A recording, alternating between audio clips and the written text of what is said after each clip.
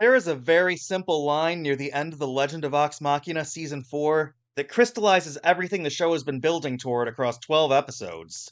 Fuck fate. A blunt rebuke in the name of what it means to have agency in a world that seems determined to write your story for you. And the tragedy of the season finale is that the character who most fully embodies that defiance pays for it with everything.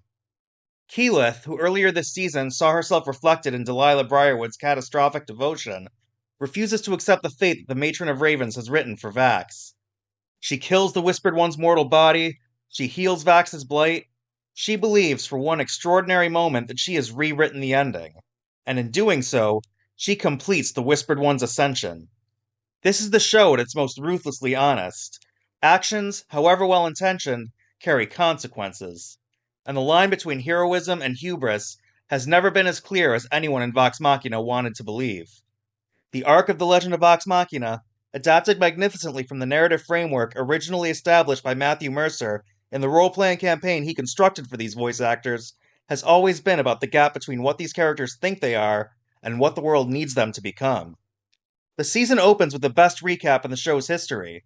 Grog's musical summary of a season of dragon slaying, delivered with the cheerful absurdity that has always been the show's most reliable pleasure, and then immediately asks what victory actually costs.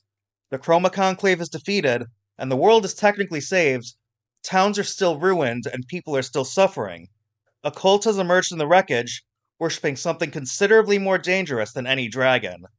The show's refusal to grant the clean emotional resolution that victory usually provides is one of its most consistent and admirable qualities. The introduction of Taryon Darrington, voiced by Wayne Brady with an improvisational looseness that makes every scene feel like he simply ignored the script, is the season's most immediately effective creative decision. He's not a replacement for Scanlan Shorthalt, he fills a different structural role entirely. But his backstory episode, which excavates the damage of being a son who spent his whole life trying to earn the approval of a father who was using him all along, is one of the season's more affecting pieces of character work. Ending with the poetry of a son trapping his father inside the mine that was supposed to represent the family's legacy. The season's middle stretch, the heist episode, the Scanlan reunion, the accumulating losses, operates as a piece of ensemble storytelling this show has rarely matched. The library heist, structured as a loving homage to Ocean's 11, proceeds exactly as Vox Machina operations always do. Nothing goes as intended, and everything is resolved through improvisation and chaos. And the complications are funnier and more emotionally resonant than any clean execution could have been. The reunion with Scanlan is structured with deliberate cruelty. His friends come out of love and out of need, and we watch his face shift from hope to recognition to hurt in the span of a single scene. But the season's most sustained achievement belongs to Ashley Johnson. Pike has always been the ensemble's moral center, and Season 4 tests that centrality with the rigor that the show has only occasionally applied to any character. Her crisis of faith, her grief, her willingness in the finale to align herself with the Whispered One to save Grog, and then Grog's intervention, which delivers what may be the season's most unexpectedly affecting line: someone who kills to save himself is a bad god. The meta-theatrical dimension of Pike's speech to her companions, "I know you're all shocked that poor little Pike might be important," is the show acknowledging, with characteristic self-awareness, that it has occasionally underestimated her. But not anymore. The Whispered One, voiced by Andy Serkis, arrives as the series' most genuinely threatening antagonist. Not just a monster to be fought, but a god to be defied.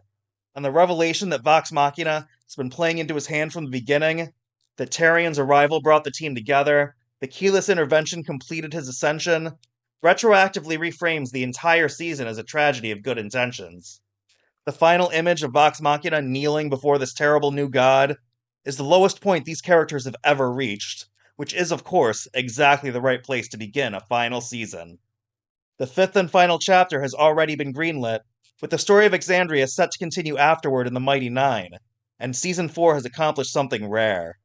It has raised the stakes of the conclusion to a level commensurate with everything this show has invested in these characters across 4 seasons. The Whispered One is ascendant, and the realm may not even want Vox Machina's help after watching them submit and fail on a global broadcast. The show has never been more interested in the question at the heart of all great adventure stories. Not whether the heroes can save the world, but what saving the world will actually require of them. and whether what it requires is something they can bear to give. Season 5 will have to answer for everything Season 4 has set in motion, and it cannot arrive soon enough. All 12 episodes of Legend of Vox Machina Season 4 are streaming now on Amazon Prime Video. So let me know in the comments, what was your favorite moment of Season 4? And are you ready for the final season? And of course, don't forget to subscribe to Fandom Frontline for more deep dives into the stories that shape our fandom.